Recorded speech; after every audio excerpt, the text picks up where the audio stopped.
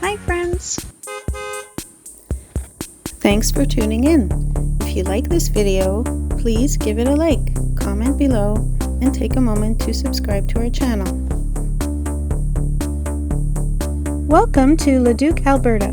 This friendly city is just a short drive south of Edmonton and is part of the Edmonton metropolitan region.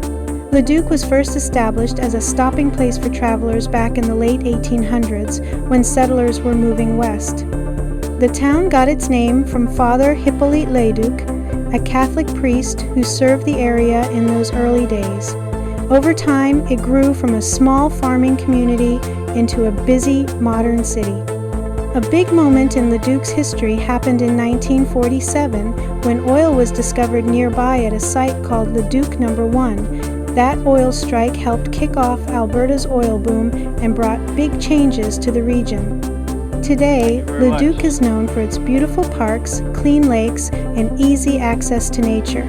Telford Lake, right in town, is a popular place for walking, bird watching, and water sports.